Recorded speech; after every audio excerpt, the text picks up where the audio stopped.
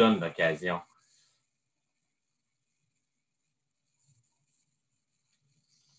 C'est bon, merci. Je ne sais pas si vous avez entendu, mais moi, on m'a dit que la conférence allait être enregistrée. C'est pour ça que je me suis arrêté. Mais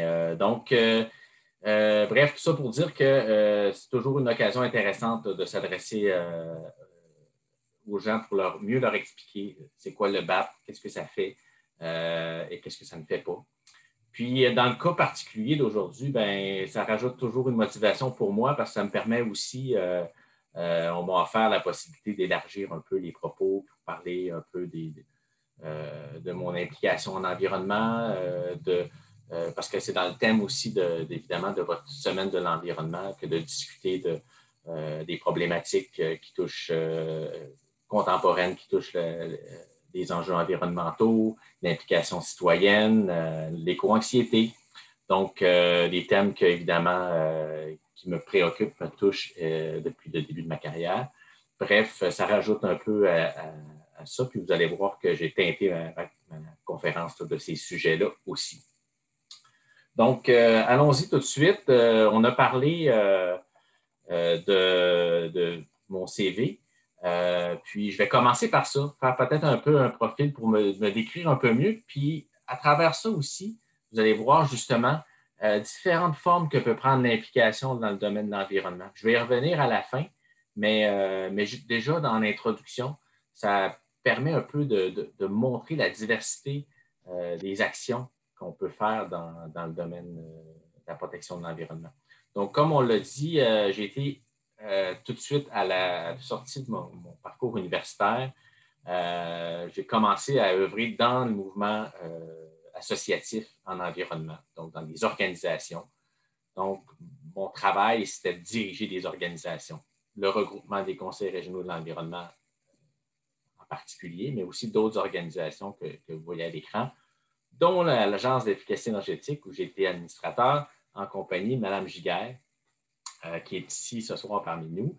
Et ça a été un honneur pour moi de la rencontrer à ce moment-là. Malheureusement, je n'ai pas fait une bonne job, je pense, parce que pas longtemps après que j'ai été nommé, l'agence a été sabordée. J'ose croire que ce n'est pas nécessairement de ma faute, mais bon, peut-être que j'ai fait peut-être une erreur, je ne sais pas. Bref, je reviens sur mon implication. Donc, on parle d'un biologiste, d'un écologiste de formation qui a une formation aussi en environnement, mais dans le fond, ma carrière, essentiellement, ça a été une carrière de gestionnaire d'association. Donc, ça fait partie des choses qui occupent bien des gens que de gérer des organisations. Ça prend des gens qui maîtrisent la gouvernance d'organisations, d'institutions pour être en mesure, après ça, de mettre en œuvre des actions en environnement. Et évidemment, c'était des organisations pas nécessairement aussi en vue que, par exemple, Greenpeace et Équiterre. Beaucoup de personnes, même dans mon entourage, se demandaient, ils savaient que j'étais en environnement, mais ils ne savaient pas trop ce que je faisais. Puis à la blague, quand on décrivait ce qu'on faisait, on utilisait des images comme celle-là. Donc, ça, c'est l'image que ma mère avait de mon implication en environnement. Évidemment, elle se fiait à ce qu'on observait dans les médias. Pour ceux qui étaient là, moi, je n'y étais pas, mais c'est une image qui a été prise lorsque Greta Thunberg a fait une apparition à Montréal pour une manifestation mémorable pour le climat. Ça, c'est ce que mes amis pensent que je fais. Donc, les gougounes, la barbe, les paniers tressés, etc. Et en réalité, donc, ce que je fais, c'était une job de bureau devant un écran avec un téléphone, puis beaucoup de rédaction, rédiger des demandes de subvention parce qu'on n'a pas d'argent pour faire ce qu'on veut faire. Donc, administrer une organisation, les finances, les communications, les ressources humaines, etc. Donc, avec tout ce qui vient avec. Mais j'ai fait d'autres choses. Donc, principalement, la tâche de quelqu'un comme moi qui était dans une organisation d'environnement, c'était de formuler des avis, des propositions aux décideurs. Donc, et ce qui est assez particulier, c'est que mon premier mémoire que j'ai écrit en sortant de l'université, c'est un mémoire au BAP pour la commission d'enquête chargée de faire des propositions pour la gestion des matières résiduelles. Donc, aujourd'hui, 21 ans plus tard, on se retrouve, plus que 21 ans plus tard, ça c'est en 96, donc c'est presque 25 ans plus tard, on se retrouve dans une situation où là, je préside le BAP pour une seconde consultation publique qui porte sur la gestion des matières résiduelles, donc assez ironique, mais c'est un exemple donc de tâches que je faisais. J'ai fait ce genre donc de rédaction d'avis, de mémoire pour le BAP, j'en ai fait à la Régie d'énergie, j'en ai fait diverses commissions parlementaires à l'Assemblée nationale sur des projets de loi, des projets de règlement, toujours dans l'optique de conseiller les décideurs pour améliorer les pratiques, améliorer la réglementation des politiques publiques en environnement. Avec, somme toute, des résultats relativement mitigés. Je ne vous en cacherai pas.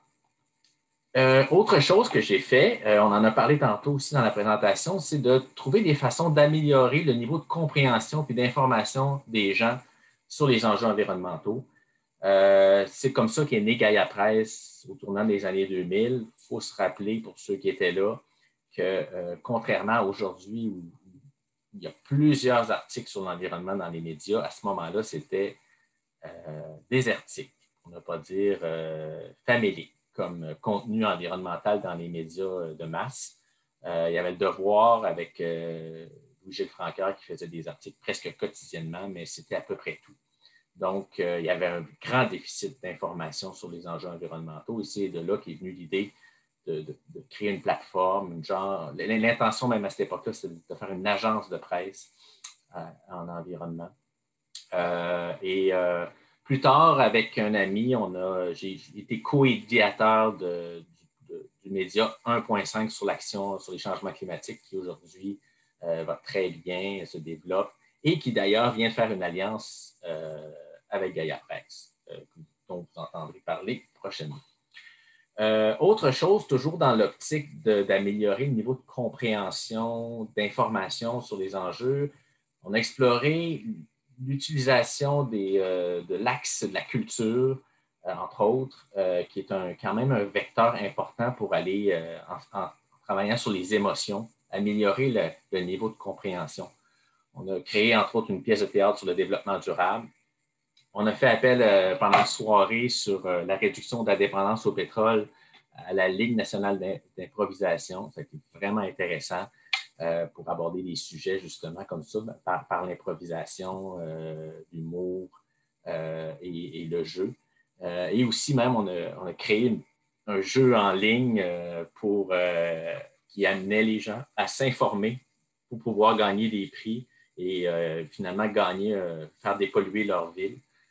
Donc, vraiment intéressant. Malheureusement, je pourrais vous en parler une autre fois, mais on est mal tombé au niveau du développement informatique à ce moment-là, avec l'arrivée des plateformes de réseaux sociaux qu'on n'avait pas vu venir. Autre outil d'information, des guides sur les changements climatiques selon les régions, un guide sur les énergies renouvelables pour les milieux isolés.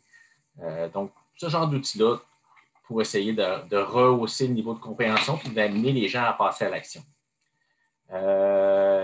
Dernière chose, encore toujours dans ce courant-là, une étude sur le budget carbone des ménages pour essayer de faire mieux comprendre aux gens ce que ça veut dire leur empreinte carbone aujourd'hui, mais qu'est-ce que ça voudrait dire dans 20 ans, 10 ans, 30 ans si on doit répondre aux impératifs là, de la lutte au changement climatique. Qu'est-ce que ça représenterait? Toujours dans l'idée d'améliorer la compréhension.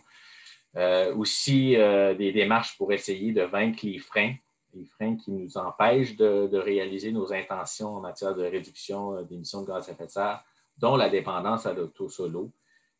Donc, on avait initié à ce moment-là une démarche de réflexion qui continue aujourd'hui. Aujourd'hui même, d'ailleurs, Jérôme Laviolette, qui est un produit de ce filon-là, a publié un article, ou en tout cas une nouvelle étude dans ce domaine-là de la réflexion sur les moyens de lutter contre la dépendance à l'auto-solo. Finalement, peut-être le dernier grand secteur où je me suis impliqué, c'est la question de la mobilisation. Comment on engage les gens dans le changement? Comment on passe de l'intention à l'action? Ça, c'est une démarche que j'ai menée avec l'organisme Communagir pour réfléchir sur les conditions essentielles pour amener des changements collectifs. On a travaillé sur des campagnes aussi, la campagne Défi Climat que vous avez peut-être connue, dont l'idée était de mobiliser des gens à créer un effet collectif où chaque geste individuel est cumulé pour créer un effet d'entraînement. Même chose avec la démarche régionale sur la réduction de la dépendance au pétrole, qui s'appelait d'abord les rendez-vous de l'énergie et ensuite la démarche par notre propre énergie. On a fait une étude économique aussi parce que je constatais que si on voulait amener le changement, il fallait faire la démonstration qu'il y avait des gains économiques, des gains environnementaux, quand ils sont mis de l'avant, seuls, malheureusement, n'arrivent pas à susciter suffisamment d'engagement puis de mobilisation pour créer un effet. Par contre, lorsqu'on est capable d'ajouter des bénéfices économiques, des bénéfices sociaux, bien là, on peut améliorer l'effet d'entraînement que le discours peut porter. Et ça a été un bel exemple grâce à une étude qu'on a faite sur les gains économiques, la réduction de la consommation de pétrole au Québec. Dernière chose, complètement à droite, c'est une plateforme qu'on avait mis en place qui était aujourd'hui qui a migré, qui est devenue Fort Climat, pour ceux qui suivent un peu ce secteur-là. Donc, l'idée, c'est de montrer des bons coups, montrer des exemples un peu partout pour montrer que ça bouge, que les gens font quelque chose, que ça apporte des bénéfices. Que ça peut se passer chez nous, autour de chez nous, une école, une ville, une entreprise qui a fait des choses. Donc, l'idée, c'était vraiment de montrer à travers une plateforme comme celle-là que c'est pas vrai qu'il n'y a rien qui se passe, il y a des choses qui se passent. Puis ceux qui le font, en général, ils sont bien contents de l'avoir fait. Puis ça apporte des gains intéressants, autant sur le plan économique, social qu'écologique. Alors, revenons maintenant que j'ai fait ce grand détour-là, pour vous mettre un peu en mise en situation de mon parcours. Comme je vous ai dit tantôt, je vais revenir sur ces éléments-là d'engagement puis de moyens d'action en lien avec les thèmes que vous abordez cette semaine dans votre forum, votre semaine. Donc, la petite histoire du BAP, ça a été créé en 1978, ça a un peu plus que 40 ans. Au moment où, un peu partout sur la planète, il y avait une grande prise de conscience sur les problématiques liées au développement. Et c'est là, à ce moment-là, dans les années 70, qu'on a réalisé des grandes conférences mondiales sur l'environnement. C'est là que les premiers ministères de l'environnement ont été créés. Celui du Québec, la première loi sur la qualité de l'environnement date de 1972. Donc, c'est une période faste là, où l'humanité prenait action pour commencer à mettre en œuvre des moyens pour réduire l'impact de l'humain sur l'environnement. Et à la fin de cette décennie-là, en 1978, il y a une réforme de la loi sur la qualité de l'environnement qui a introduit pour la première fois ici un mécanisme pour évaluer les grands projets et leur incidence sur l'environnement. Donc, et c'est là qu'a été créée ce qu'on appelle la procédure d'évaluation et d'examen des impacts sur l'environnement.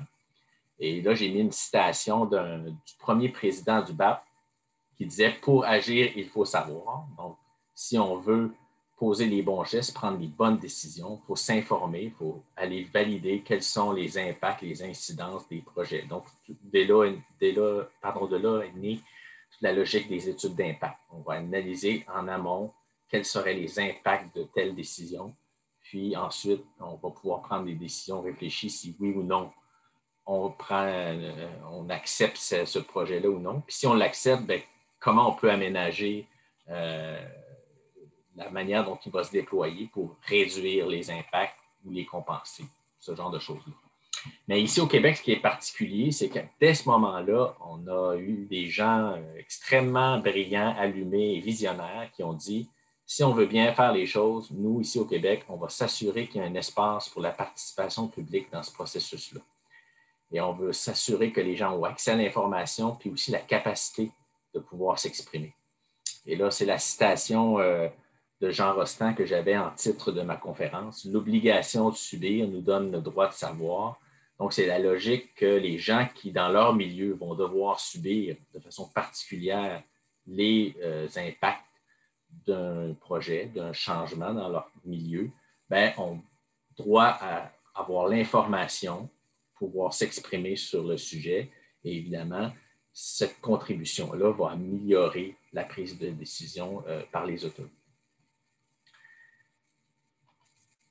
Et ça, ici, c'est la citation qui est de Marcel Léger, qui était le ministre de l'Environnement de l'époque, lorsque la réforme de la loi a été promulguée à l'Assemblée nationale. Donc, qui mentionnait l'intention derrière la création du BAP. Nous voulons en effet que désormais, le citoyen soit un agent actif et responsable de l'environnement et devienne un partenaire indispensable dans le processus de prise de décision susceptible de déboucher sur les modifications de la qualité du milieu. Donc, on voit vraiment le lien, comment je dirais, le sens du respect envers le public, le pouvoir citoyen, d'une certaine façon. Tantôt, M. Lavigne parlait de démocratie. Donc, c'est vraiment ça, c'est-à-dire que le BAP, c'est un instrument de démocratie participative. Oui, il œuvre dans le champ de l'environnement, mais avant tout, l'intention, c'était d'en faire un outil pour complémenter les dispositions démocratiques de la démocratie représentative. Il existe d'autres moyens au Québec et ailleurs dans le monde pour animer la démocratie. Bien, au Québec, c'en est un parmi d'autres pour permettre aux gens de s'impliquer dans les décisions qui sont prises et qui les concernent. Ça, en bas, j'ai marqué la citation du premier président du regroupement des conseils régionaux de l'environnement du Québec, un bon ami à moi, qui m'avait dit au début de ma carrière, puis ça m'a toujours marqué, quand les citoyens ont la bonne information, ils prennent les bonnes décisions. Et je pense que le BAP, c'est comme ça qu'il a été pensé et tout le respect qu'il y a en la valeur des citoyens dans leur contribution se trouve derrière cette idée-là, mais aussi la question de l'information. Je vais y revenir souvent, là, mais la clé du changement, la clé des bonnes décisions, c'est l'accès à l'information, c'est s'informer correctement, c'est prendre le temps avant de poser un geste, de bien connaître les tenants et aboutissants de la solution qu'on veut mettre de l'avant. Donc, un peu de statistiques. Au cours de ces 40 dernières années-là, le BAP, ça a été plus de 1000 dossiers. Là-dessus, le 2/3 sont des périodes d'information publique. Donc, c'est des périodes pendant lesquelles le BAP rend public l'information, l'étude d'impact sur un projet. Mais donc, le 2/3 du temps, le processus s'arrête après ça. C'est-à-dire que les gens ont obtenu suffisamment d'informations, ils ont eu suffisamment de réponses à leurs questions pour qu'il ne soit pas nécessaire de faire un examen public du projet. Par contre, dans 1/3 des cas, les citoyens ont réclamé à la fin de ces périodes d'information-là, soit la tenue d'audience publique, de médiation ou d'enquête. Tout ça a donné plus de 3000 séances publiques, environ un quart de million de participants et 14 000 mémoires qui ont été soumis. Ça, c'est des statistiques qui datent d'avant GNL, fait qu'on on est presque rendu à 17 000.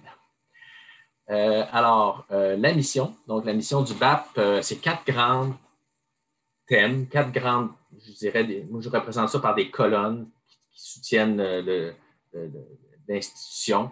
Puis, ces colonnes-là sont interreliées et ils suivent une logique. Donc, d'abord, la première partie de la mission du BAP, c'est d'informer, de s'assurer que les gens ont l'information pour pouvoir se forger une opinion articulée. La deuxième étape, c'est la consultation. Donc, c'est l'étape où le BAP est à l'écoute de la communauté, des citoyens, des personnes ressources, de l'initiateur. Ensuite, la troisième étape, c'est l'enquête, c'est la partie d'analyse. Ce sont les commissaires, l'équipe d'analyse de la commission qui procède soit par d'autres séries de questions, soit par de la recherche dans la littérature, vont documenter leur analyse. Et finalement, la dernière étape, c'est l'avis. C'est le rapport qui est remis au gouvernement du Québec. Et j'insiste, je vais revenir plus tard, c'est un avis, ce n'est pas une décision.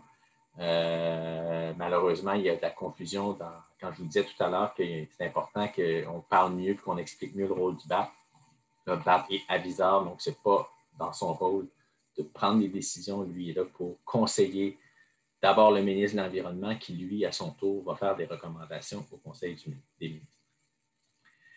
Alors, on s'est donné un petit slogan récemment pour encapsuler cette mission-là. Puis on s'est dit, ce qui représente le mieux, c'est le fait que le BAP donne leur juste. D'une part, il le donne aux citoyens. Il s'assure que les citoyens ont accès à toute l'information disponible pour mieux comprendre les enjeux. Et d'autre part, il le donne, cette heure juste-là, aussi au gouvernement, qui peut recevoir une analyse qui est d'abord détachée de considérations politiques ou intéressées, disons. Mais en plus, cette analyse-là elle s'appuie sur une vision large où on intègre à la fois les dimensions écologiques, sociales et économiques, plus la préoccupation des citoyens concernés. Tout ça dans une logique de favoriser une vision qui est à long terme, une vision de développement durable. Les conditions de succès, je trouve assez important de vous parler de ça parce qu'on compare souvent le BAP à d'autres institutions qui ont des mandats similaires. Le BAP a été fait figure quand même de précurseur et il y a beaucoup de modèles similaires qui ont été mis en place un peu partout sur la planète et qui ont voulu copier le BAP, mais malheureusement, pour eux, ils n'ont pas réussi à reproduire les mêmes conditions. Puis c'est surtout les deux premiers points qui, malheureusement, font défaut ailleurs. L'impartialité et l'indépendance, quand je vous disais que ceux qui ont créé l'institution ont mis en place des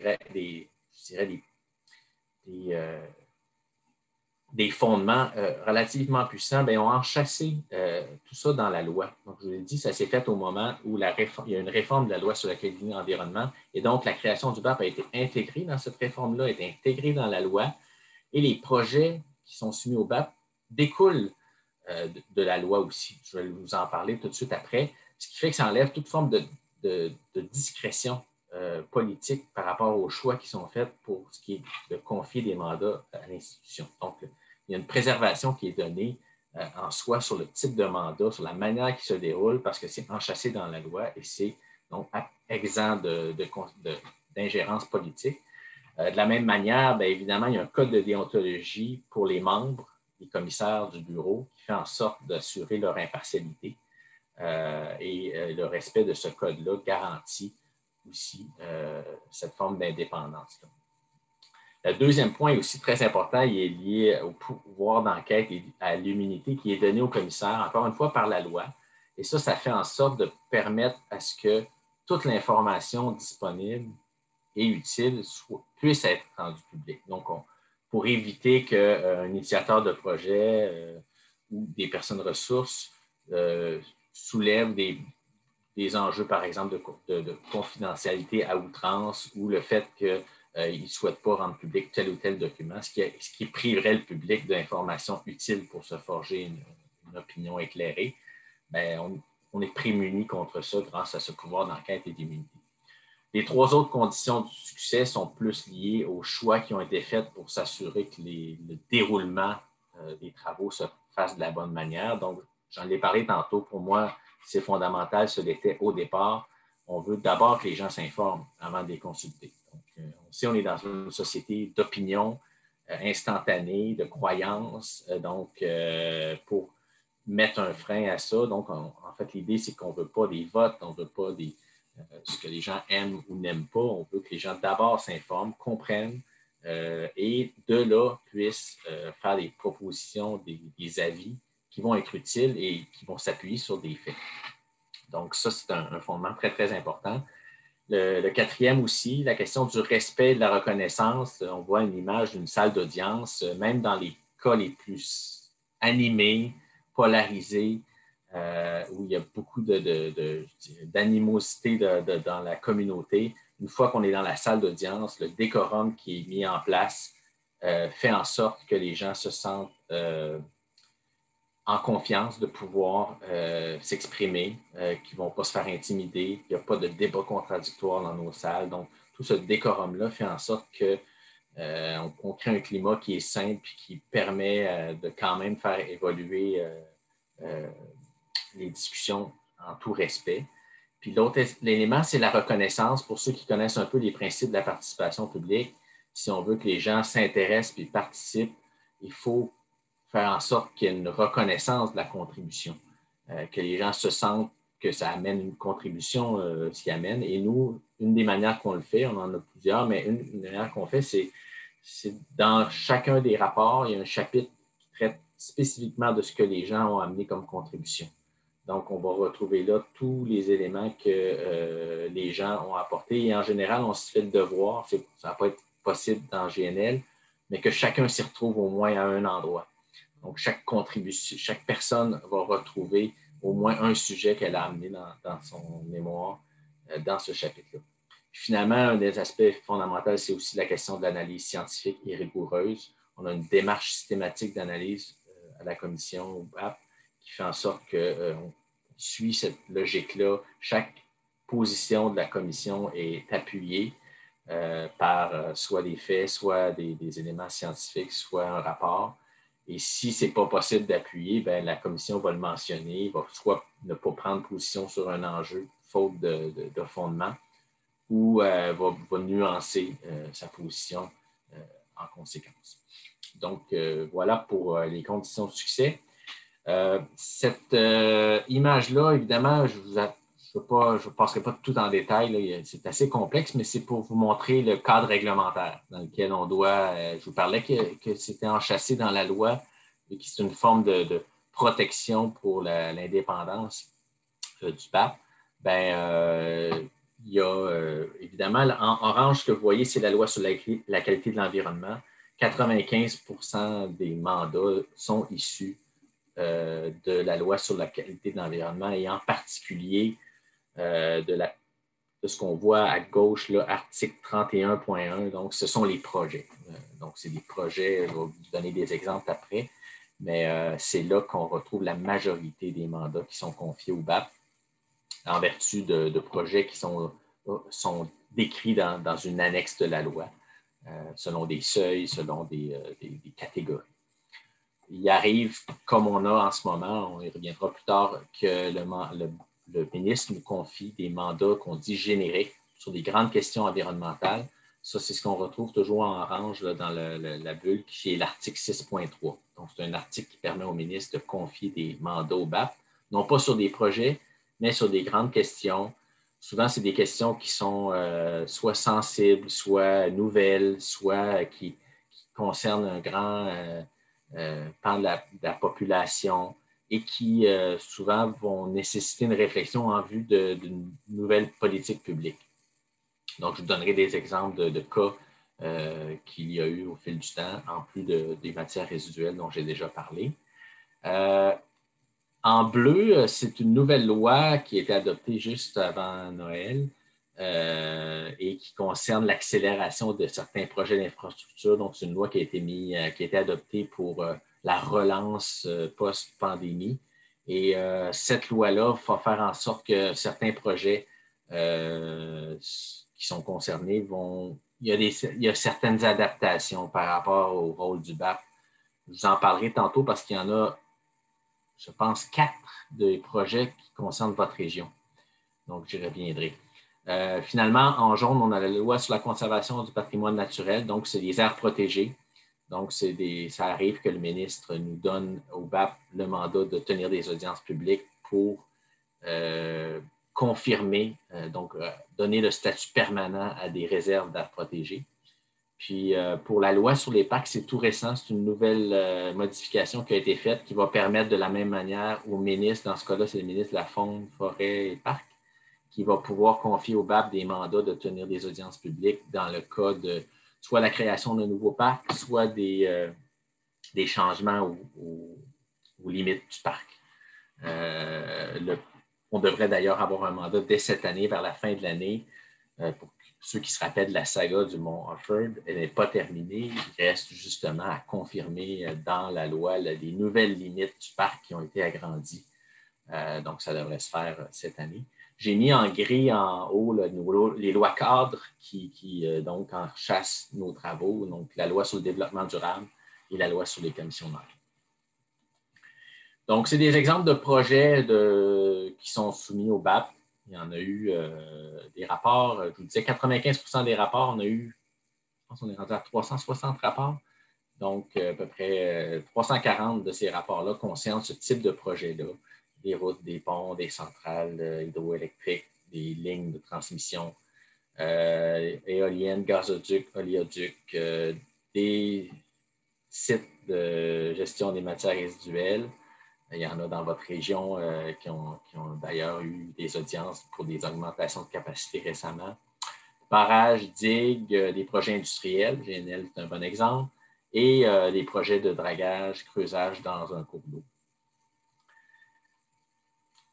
Cette image-là ici, je la trouve importante. Je voulais vous la présenter pour plusieurs raisons. Elle montre comment se déroule un peu les différentes étapes de l'évaluation d'un projet dans la procédure au Québec et où se situe le rôle du BAP là-dedans, d'une part, je vais y revenir, mais où se situe le rôle du citoyen.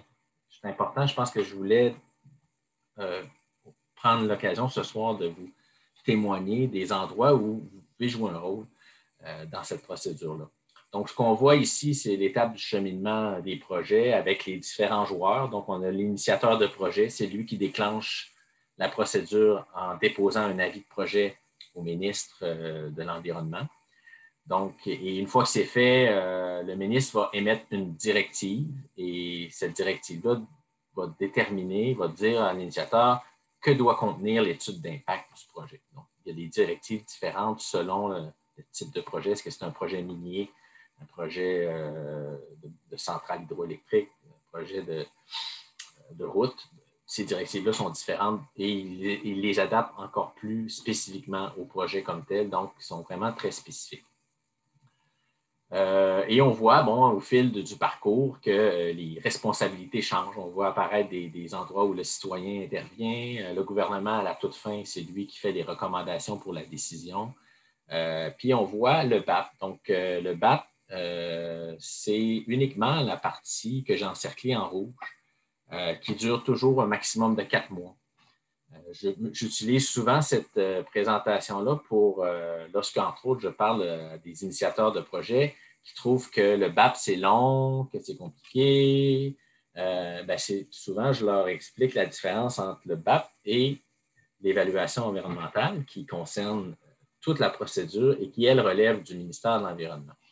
Donc, c'est un peu pour dire, ne mélangeons pas les choses. Le BAP, sa contribution est somme toute réduite dans ce long délai-là, qui est normal lorsqu'on prend des décisions pour des décennies qui vont avoir des implications sur beaucoup de gens à long terme, des fois sur des montants d'investissement très importants.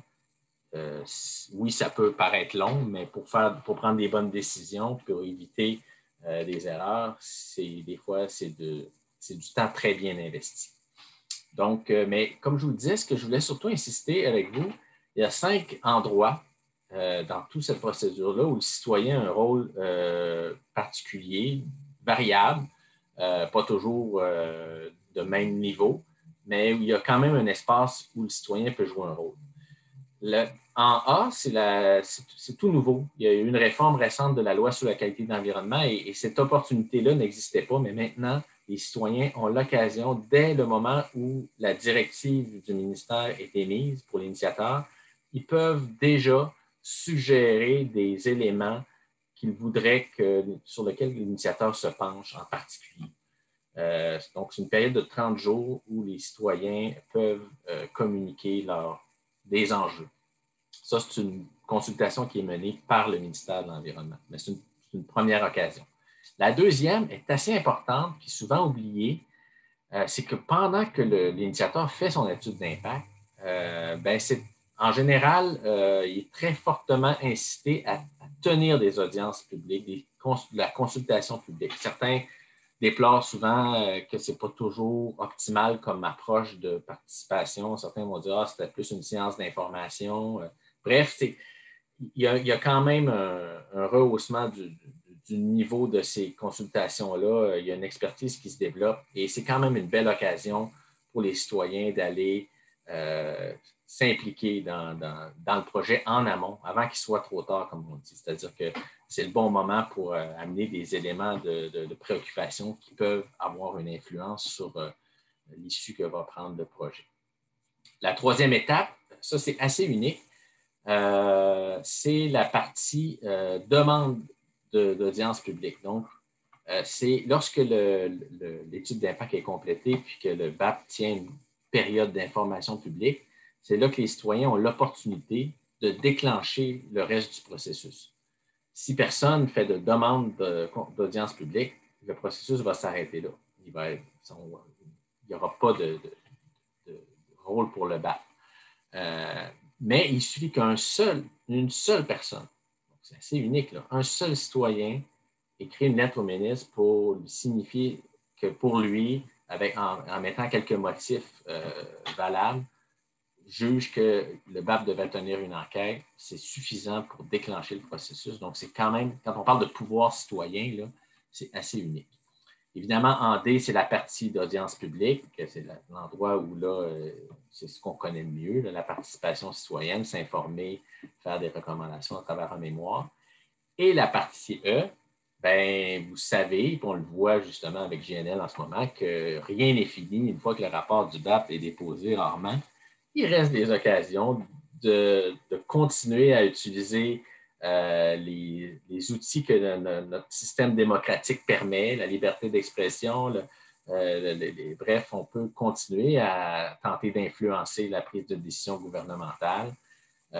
Donc, ça fait partie d'une saine démocratie que parce qu'à la fin, la décision est souvent politique. Bref, le citoyen a encore un rôle à jouer. Mais il ne faut pas l'oublier. Des exemples de mandats que le BAP a eu, qu'on dit génériques, je vous ai parlé tantôt de moi, mon premier à titre de participant, c'était une consultation générique sur la gestion des déchets. Là, j'ai mis un petit 2 à côté parce qu'il y en a une deuxième qui vient de commencer. Mais il y en a eu sur la santé des forêts, il y en a eu sur l'eau au tournant des années 2000, il y en a eu sur la production porcine, les gaz de schiste. Lui aussi, j'aurais dû mettre un petit 2 parce qu'il y en a eu 2. Il y a eu la filière uranifère, l'amiante, ça c'était l'an dernier. Donc, tous des sujets, comme vous voyez, souvent, soit que c'est des éléments, comme je disais, sensibles, qui méritent une bonne une analyse au niveau scientifique pour guider la réflexion, soit parce que des fois, il y a des tensions sociales très importantes. Dans le cas de la production porcine, c'était ça qui était le facteur déterminant. Il y avait des grandes problématiques dans les communautés. Oui, des problématiques environnementales, mais aussi sociales. Et le travail du BAP a permis d'apaiser ces tensions-là en créant des conditions favorables à un débat public qui était plus serein.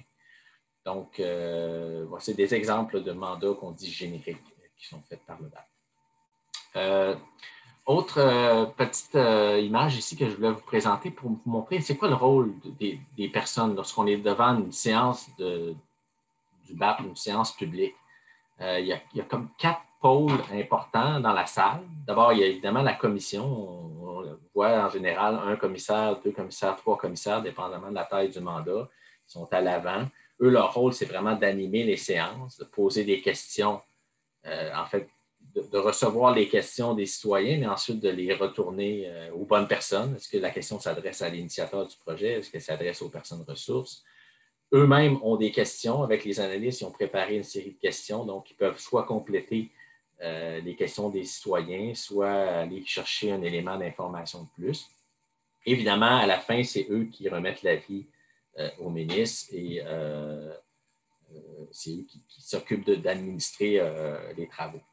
L'initiateur de projet, bien, lui, son rôle, c'est évidemment de répondre aux questions du public et de la commission, puis de s'assurer de transmettre l'information la plus juste possible.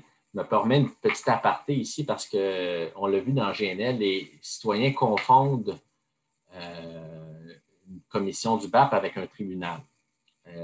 Certains citoyens, comme ils sont tellement contre le projet, pour eux, l'initiateur de projet, c'est un accusé.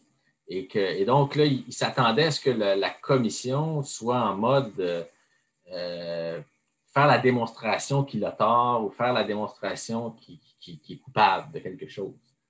Alors qu'on n'est pas devant un tribunal ici.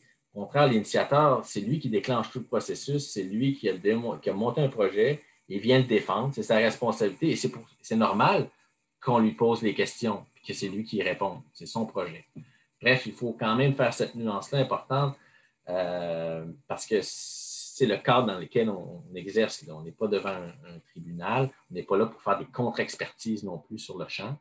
Par contre, les personnes ressources, elles sont là pour offrir soit un pendant à la réponse d'un initiateur, soit parce que ça relève de leur responsabilité, le cadre légal, les responsabilités des municipalités, des ministères, etc. Donc, eux vont répondre à des questions aussi pour alimenter la compréhension de l'insertion du projet dans la logique de développement, soit de la communauté ou de la société en général. Et finalement, bien, le rôle des citoyens et des organismes, évidemment, c'est de poser des questions, poser des bonnes questions, d'exprimer leurs préoccupations, de partager leurs connaissances. Et vous seriez surpris de voir à quel point la Commission peut se nourrir d'un savoir citoyen qui est une richesse inestimable de cette logique d'évaluation d'impact-là, parce que ce n'est pas juste les experts qui font une étude d'impact, il y a aussi le citoyen qui connaît sa communauté, qui connaît certaines sensibilités, par exemple, il va venir partager ça. Donc, bref, c'est vraiment un enrichissement très, très important qui amène une contribution aux travaux de la Commission. Et souvent, bien, ils peuvent se placer aussi en mode solution. Donc, d'essayer d'être un médiateur de cette façon en venant présenter des choses qui pourraient améliorer ou rendre possible une proposition. Donc, bref, voilà pour le tour d'horizon des différentes responsabilités de tout le monde. Je termine ma section sur le BAP en vous parlant un peu de nos défis, nos enjeux plus organisationnels. Ça, c'est les éléments qu'on s'était donnés comme planification stratégique quand je suis arrivé en 2018. Donc, d'abord, diversifier les modes d'information et de participation, s'adapter un peu au contexte où les gens s'informent différemment sur des outils numériques différents, ont des attentes en termes de participation différentes aussi. Donc, il fallait vraiment, on a fait de grands efforts, puis on continue à en faire pour accroître ces moyens différents. Mieux véhiculer la mission et le rôle, j'en parlais au tout début. Donc, pour nous, c'est fondamental. On a besoin de... si j'aurais eu le temps, je vous aurais parlé de sondages qu'on a menés qui témoignent là, du niveau de compréhension des gens, d'abord de connaissance ou de la notoriété de l'institution, mais aussi comment les gens comprennent notre mission. On voit qu'il y a beaucoup de travail à faire, et pas juste les citoyens, en passant, les élus eux-mêmes, les décideurs, les journalistes, les organisations, les associations, bref, c'est assez commun, les problématiques qu'on a au niveau de la compréhension de notre rôle. Maintenir la vigilance en matière d'éthique et de déontologie, ça, c'est un souci constant de tous les jours, de s'assurer qu'on est sans faille là-dessus. Je vous disais tantôt que le BAP ne décide pas, donc il fait des avis. Et la force de ces avis-là va dépendre de la confiance que les gens ont envers l'institution. Le moindrement que cette confiance est affectée par des manquements éthiques, déontologiques, une perte de crédibilité au niveau de l'indépendance, automatiquement, le pouvoir d'influence va s'affaisser. Donc, c'est absolument primordial pour nous de toujours s'assurer que les gens ont confiance dans l'institution, confiance dans les personnes qui sont là, et c'est ça qui fait en sorte que les avis du BAP peuvent avoir de l'influence sur les prises de décision ensuite. Dernier point, être reconnu pour notre expertise dans le domaine de la participation publique qui est indéniable après 45 ans de travaux. Et aussi en développement durable, on s'est toujours fait un devoir au BAP d'être exemplaire dans la manière d'être conséquent. Donc, on parle de faire des avis sur le développement durable, mais on se dit qu'il faut nous-mêmes être aussi, comment on dit, il faut que les bottines suivent les babines. Donc, l'idée, c'était de dire, bon, ben, on va le démontrer que nous aussi, on va le mettre en pratique. Donc, on le fait dans nos rapports. Depuis 2006, depuis l'adoption de la loi sur le développement durable, on s'assure, grâce à une grille d'analyse, que nos avis intègrent la logique de ces principes-là. Puis aussi dans notre gestion interne, On s'assure qu'on répond là, aux meilleurs standards en termes d'intégration du développement durable. D'ailleurs, tout récemment, on a mené un projet au bureau. On a été forcé de déménager en 2019 et on a choisi de faire ce projet de déménagement-là dans une logique de transformation du milieu de travail. On voulait, entre autres, être une vitrine pour le gouvernement du Québec qui souhaite mettre en œuvre une belle vision d'aménagement des lieux de travail qui soit plus adaptés au contexte d'aujourd'hui. Et aussi, en même temps, d'être évidemment exemplaire en matière d'intégration du développement durable dans ce projet-là. Et on est très fiers du résultat. On s'est assuré d'abord sur le plan social que ce soit une démarche participative, donc les employés participent. En termes d'objectifs, on souhaitait une démocratisation complète du milieu de travail. Donc, tout le monde a accès aux espaces. Il n'y a pas de bureau fermé pour personne. Donc, tout le monde a accès aux vues, aux lumières naturelles. Grande attention à la conciliation travail-famille avec le déploiement du télétravail qui s'est fait bien avant la pandémie. Pas bien avant, mais avant. Donc, c'était réfléchi déjà comme ça. Sur le plan économique, on a fait un gain incroyable de réduction de 50 de nos coûts de loyer. Et sur le plan environnemental, il y a la réduction des gaz à effet de serre qui est associée à l'implantation du télétravail. On est un environnement maintenant complètement sans papier. Et aussi, il y a eu des soucis très importants qui ont été faits par les architectes pour s'assurer qu'au niveau des matériaux, au niveau de la récupération, ce soit exemplaire. Tantôt, je sais que vous avez eu une conférence sur l'impact du numérique. C'est sûr que ça par contre, on n'y échappe pas, là. Malheureusement, en allant vers un projet comme ça nous a amené vers, et ça fait partie des choses qu'on veut surveiller aussi dans notre usage du numérique pour éviter d'avoir déplacé le problème, finalement, en termes de, par exemple, de gaz à effet de serre, mais aussi d'autres types d'impact environnemental. Ça, juste pour terminer, je vous parle de l'impact qu'a eu la COVID sur nos activités. Le BAP, c'est une organisation dont la principale activité, c'est de réunir des gens dans les salles pour les entendre. Donc, évidemment, la COVID est venue bousculer complètement nos pratiques. Heureusement, le projet de transformation du milieu de travail avait fait en sorte qu'on avait déployé des outils technologiques adaptés. Et donc, d'abord, le personnel était parfaitement fonctionnel en télétravail parce qu'on avait tout prévu en ce sens-là. Mais aussi, on a pu déployer nos services en mode tout numérique, un peu comme on fait ce soir avec la conférence, mais ça amène un niveau de complexité plus grand là, avec des gens, si ceux qui ont suivi un peu nos audiences, là, ça implique les gens de l'initiateur, les gens des personnes ressources, il y a le public qui doit intervenir.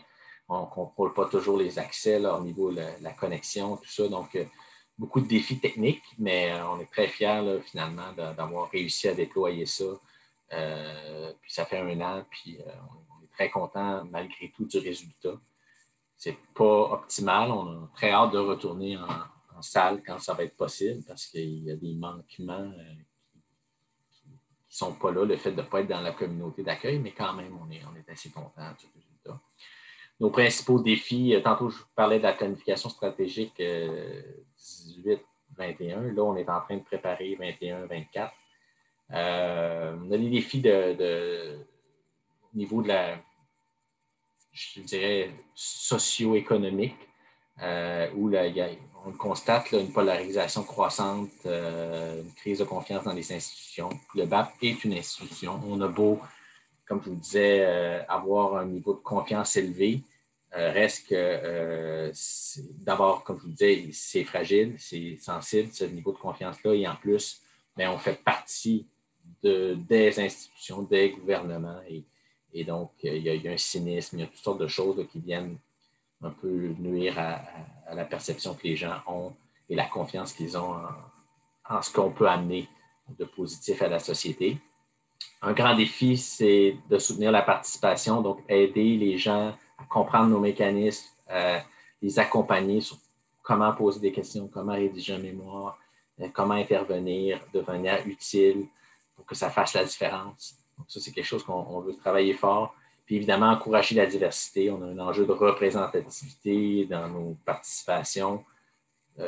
Donc, puis si on veut être représentatif, si on veut que le gouvernement puisse s'appuyer sur des avis qui prennent en compte la diversité que représente le Québec, bien, on doit accorder à cet élément-là une grande attention. Je vous ai parlé du projet de loi 66 là, sur l'accélération des projets. Ça va nous obliger pour les 5 prochaines années là, à adapter nos pratiques. Ça va être des défis quand même assez importants. On a commencé à se préparer, mais c'est à l'usage qu'on verra là, comment on va réussir à tirer notre épingle du jeu. Et j'ai marqué le dernier point parce que c'est assez important. Jongler avec le concept d'acceptabilité sociale, on l'entend beaucoup.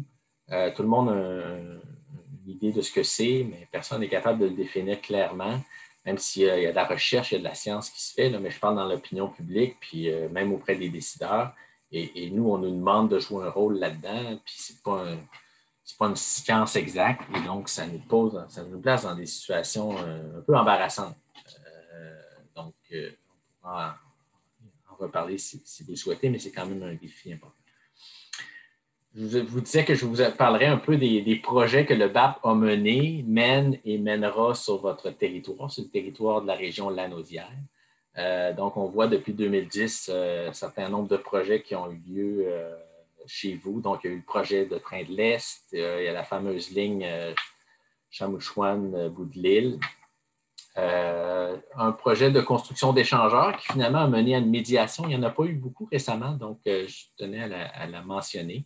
Donc, ça a donné lieu uniquement à une médiation dans le cas de cet échangeur-là. Projet d'oléoduc, Énergie S qui traversait le territoire chez vous. Par contre, ce projet-là a été retiré là, en cours de mandat. Et récemment, donc, il y a eu le projet minier Matawini à Saint-Michel-des-Saints et deux projets, en fait, un projet de sol contaminé, de lieu de sol contaminé à Mascouche et le projet d'agrandissement du lieu technique d'enfouissement à la Chenille. En cours, il y a le projet d'audience générique, comme je le mentionnais, sur l'état des lieux et la gestion des résidus ultimes. J'ai vu que vous allez avoir des activités sur ce sujet-là cette semaine. Je vous invite à participer. C'est une belle occasion d'amener vos idées sur comment améliorer la manière dont on fait la gestion des déchets au Québec. Et finalement, des projets à venir, je mets un point d'interrogation parce qu'on ne sait jamais s'ils vont aboutir. Mais ces 4 projets-là sont dans l'annexe 1 de la loi sur l'accélération des projets d'infrastructure. Donc, c'est prévu que ces 4 projets-là se réaliseraient au cours des 5 prochaines années et se ferait, donc l'évaluation environnementale va se faire avec un mode particulier, accéléré. Et d'ailleurs, le BAP aussi va devoir jouer un rôle plus différent pour ces types de projets-là, si jamais ils se rendent donc à l'évaluation environnementale et à audience publique. Donc, j'arrive à la dernière partie. Je vous ai dit que je reviendrai un peu sur l'engagement citoyen, la participation. Je sais que vous allez aborder, entre autres, la question de l'éco-anxiété cette semaine. Puis, je trouvais ça important peut-être de vous partager ma lecture des choses, comment je vous témoigne que moi-même, j'ai vécu des grandes périodes d'éco-anxiété.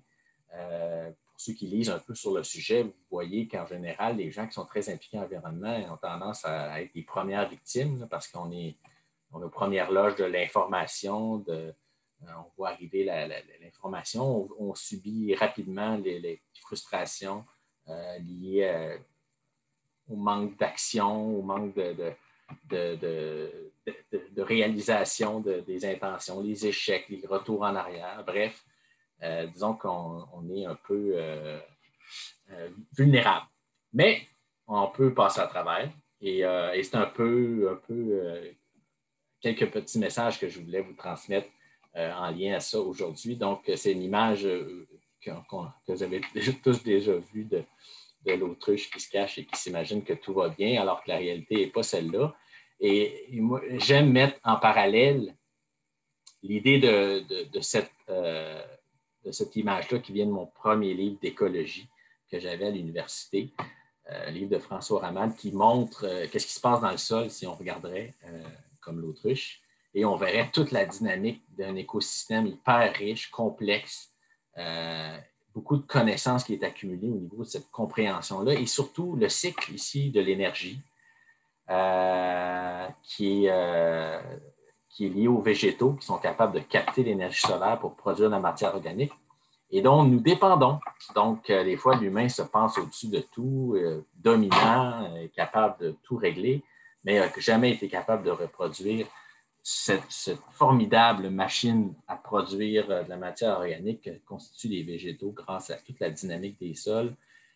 Bref, c'est des leçons d'humilité, d'une certaine façon, que nous renvoie cette image-là, et aussi peut-être de nous faire réfléchir à ce que je vous ai dit tantôt, l'importance de comprendre, de s'informer de toutes ces dynamiques-là, parce que c'est grâce à ça qu'on est capable de prendre des bonnes décisions pour le futur lorsqu'on apprend de la nature, entre autres. Mais effectivement, l'autruche, elle ne se cache pas pour rien parce que ça ne va pas super bien. Pour ceux qui regardent un peu les données sur les enjeux environnementaux, là, ici, j'ai reproduit les simulations qui avaient été faites dans le rapport du Club de Rome, pour le Club de Rome, pardon, le rapport Meadow qui prévoyait, donc les simulations avaient été faites à partir des années 70 sur les grandes tendances. Et donc, le rapport s'appelait Limite à la croissance, donc Limit of Growth, qui disait qu'il fallait arrêter cette logique-là de croissance infinie parce que le système planétaire ne pouvait pas supporter et qu'un jour, il allait visiblement avoir une période de bascule. Et les données réelles montrent que apparemment les simulations sont relativement bonnes. Bref, ce n'était pas surtout là-dessus que je voulais attirer votre attention, mais parce que vous le savez, lorsqu'on regarde moindrement, on s'attarde aux statistiques, les données, les nouvelles qui nous surviennent à chaque jour sur l'effritement de la biodiversité, sur les gaz à effet de serre, ce genre de choses-là, ça ne va pas bien. Puis là, ben, j'en ai profité. Moi, je suis un fan des Cowboys fringants, puis c'est des gens de votre région en plus. Fait que j'ai mis une petite citation d'un des chansons qui, je me souviens à l'époque, quand ma première pensée quand j'ai vécu ma période d'éco-anxiété, c'était « c'est donc bien plate d'être lucide ». Il me semble que je serais bien si je ne penserais pas à toutes ces affaires-là, si je ne voyais pas toutes ces affaires-là, puis je serais bien heureux de juste m'occuper de vivre ma petite vie à moi tout seul. Puis, bref, j'avais bien souri quand j'avais lu cette chanson-là parce que pour moi, ça avait été un flash intéressant. Mais ça, c'est un réflexe qu'on a quand on fait de l'anxiété. Mais la réalité, c'est que c'est une bonne chose d'être lucide. L'anxiété, c'est pas rien. Hein, c'est un signe, c'est des signes qu'on nous envoie pour dire il y a un danger ou il pourrait avoir un danger. Malheureusement, souvent, on a tendance à amplifier le danger. Donc, ça, c'est le problème d'anxiété arrive là. Mais la réalité, c'est important d'être lucide. Je reviens à la question de l'information, d'avoir la bonne information, de bien s'informer, de prendre les bonnes décisions en fonction des faits. Donc, c'est quand même un élément important. Ceci dit, une des choses importantes que j'ai compris aussi dans cet épisode-là, c'est que ça va mal sur le plan environnemental et le réflexe, c'est de dire on va tout faire pour améliorer l'environnement. Mais on oublie qu'il y a plein de problèmes ailleurs. Il y a des grosses inégalités sur le plan social. Il y a beaucoup de gens qui souffrent partout dans le monde. Et donc, on a des graves problèmes économiques et sociaux. Et les problèmes environnementaux s'ajoutent par-dessus ça. Et des fois, on se dit, peut-être que c'est notre chance finalement de renverser ces tendances-là qui n'ont pas été capables d'être renversées. Et que c'est finalement la crise environnementale qui va enfin forcer l'humanité à revoir le mode de développement. C'est plate d'être obligé de passer par là, mais l'humanité est ainsi faite. On pourrait parler longuement, j'ai longuement réfléchi à tous les obstacles psychosociaux qui nuisent à l'action environnementale, dont les biais cognitifs, pour ceux qui ont déjà vu le documentaire ou lu le livre du bug humain, vraiment fascinant. Dans le fond, il y a des raisons purement physiologiques qui conduisent l'humanité malheureusement à ne pas tenir compte des signaux qui leur sont envoyés pour réagir. Mais donc, il faut peut-être le voir comme une chance d'un monde meilleur enfin, parce que ce n'est pas nécessairement la catastrophe. Ça peut être une occasion de enfin mettre en œuvre un plan nouveau de développement en s'appuyant sur les défauts qu'on constate du système actuel, qui ne sont pas juste environnementaux. Et ça me permet de dire que ça permet aussi de dire que d'éviter de tomber dans le piège de la technologie qui va sauver, qui va tout régler, parce que justement, c'est une fuite en avant de penser que ce sont des problèmes, ce sont des nouvelles technologies qui vont régler les problèmes environnementaux. Ça peut aider, c'est sûr. Je ne suis pas en train de dire que ce n'est pas nécessaire, au contraire, mais il y a quand même une façon de revoir aussi nos pratiques, nos modes de vie d'abord, et de façon qui vont amener des gains plus durables. Donc, quelques idées pour vous engager. D'abord, des actions envers la communauté, éveiller les consciences par toutes sortes de moyens, donc s'assurer que les gens autour de nous soient éveillés aux problématiques réelles qui existent. Proposer des solutions de temps. Donc, c'est bien de soulever des problèmes, mais d'amener des solutions, ça, en général, ça fait avancer les choses. Voter, c'est fondamental. Je vous ai parlé de démocratie. Ça commence là. On a la chance de vivre dans une démocratie et de pouvoir voter. C'est sûr que des fois, on a l'impression que ça ne donne rien, mais c'est faux. Il faut vraiment profiter de ce privilège-là et de l'exercer de manière lucide. Profiter aussi de l'occasion de participer dans des instances formelles. Il y a peu de gens qui vont à l'hôtel de ville questionner les décisions, mais c'est une belle occasion de participation puis de faire des changements, participer aux consultations publiques. Évidemment, ça peut se faire par du support, par des dons qu'on fait à des organisations, mais aussi en faisant du bénévolat. S'impliquer dans des conseils d'administration. Ça prend des gens aussi qui font ce travail-là. Je vous ai parlé de l'importance de la gouvernance. Des fois, ça peut être si c'est un talent que vous avez, de le mettre à contribution dans ces organisations-là, bien, ça peut des fois créer des leviers pour de l'action future. Finalement, pour ceux qui ont le courage et l'intérêt, bien, on peut aussi s'impliquer en politique. Des choix individuels, bien, ça, vous en connaissez, on en parle plus souvent. Évidemment, acheter la consommation. Acheter, c'est voter, ou ne pas acheter, comme je dis souvent, c'est aussi voter. Adapter son alimentation, sa mobilité, c'est les deux grands axes pour lesquels on peut avoir le plus grande influence sur, entre autres, les émissions de gaz à effet de serre. Évidemment, mettre en œuvre des solutions, démontrer la faisabilité. Je pense que c'est important de communiquer les résultats positifs des solutions qu'on met en place pour que ça puisse créer un effet d'entraînement. On a parlé vous avez sûrement entendu parler de désinvestissement, donc s'assurer dans vos choix d'investissement de mettre des dollars dans la bonne cause et non pas dans des secteurs qui vont créer l'effet contraire. La question de la localisation, c'est fondamental, on en parle beaucoup. Il y a une consultation actuellement sur l'aménagement du territoire. Ça fait longtemps qu'il n'y en a pas eu. On parle de délocalisation beaucoup à cause de la pandémie. Et malheureusement, c'est triste parce que c'est fondamental si les choix individuels par rapport à la réduction de l'impact sur l'environnement sont extrêmement dépendants du choix de localisation. Puis du milieu de vie dans lequel on choisit de s'installer, les proximités des services, des écoles, du travail, ça a une conséquence structurante très, très importante sur l'impact environnemental de nos choix, malheureusement qui est négligé. Finalement, avoir la bonne attitude, donc je reviens là-dessus, c'est mon leitmotiv, s'informer. Donc, il faut vraiment chercher à comprendre, éviter les préjugés. Il faut vraiment se placer en mode de bien comprendre les problèmes avant de faire des choix. Essayer de se mobiliser pour des choses et pas juste contre des choses. C'est un réflexe humain d'avoir tendance à vouloir protéger les acquis plutôt que de faire des gains. Donc, c'est important de mettre de l'énergie dans la mobilisation en faveur des choses qu'on souhaite arriver. Faire comprendre les problèmes avant les solutions. En général, les gens ne vont pas vous suivre s'ils n'ont pas une compréhension comme la vôtre du problème. Si pour eux, ce n'est pas un problème, ils ne vont pas vouloir embarquer dans la solution, surtout si ça leur coûte quelque chose. Être à l'écoute des besoins des autres, chercher donc à démontrer les coûts-bénéfices. Je vous en parlais tantôt avec l'étude économique, d'entre autres, qu'on a fait. Montrer que c'est possible, que c'est pas cher, que c'est le fun, qu'on est heureux quand on fait ce type d'action-là. Et finalement, grimper dans l'échelle de la participation.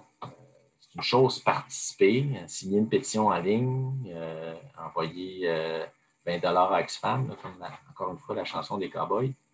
Mais s'engager, c'est pas la même chose. Moi, vous connaissez l'analogie, là, pas l'analogie, mais la métaphore, la différence entre une poule et un cochon. La poule participe à l'œuf, le cochon s'engage dans le bacon. Réfléchir à ça. Vous verrez c'est quoi la différence entre participer et s'engager. Finalement, important, diversifier l'action parce que malheureusement, les gens ont plein de talents différents, mais ils font tous la même chose quand vient le temps de faire une action en environnement. Soit écrire une lettre, faire une manifestation, etc. Alors que les gens, ceux qui ont des talents artistiques, par exemple, ceux qui ont des talents en recherche, en finance, ceux qui ont des... Si tout le monde met son talent dans l'équation, il y a beaucoup plus de chances de créer un effet plus global que de mettre tout le monde forcé dans le même sens. Et c'est ça qui va faire... moi, je dis souvent, s'il y a des gens qui sont aussi motivés que moi pour la protection de l'environnement, qui ont un talent qui travaillent dans le domaine de la publicité, ces gens-là, ils pourraient révolutionner la consommation s'ils mettaient leur talent, parce que les gens de la publicité, vous le savez, ils ont un talent inouï pour nous faire des choses, nous faire acheter des choses qu'on n'a pas besoin. S'ils pouvaient mettre ce talent-là pour modifier la compréhension des gens, des enjeux environnementaux, puis les amener à changer, on pourrait avancer très, très rapidement. Alors voilà, je pense que ça fait le tour. J'ai fini ma présentation. J'espère que vous avez trouvé ça utile et agréable. Et, je suis prêt pour vos questions.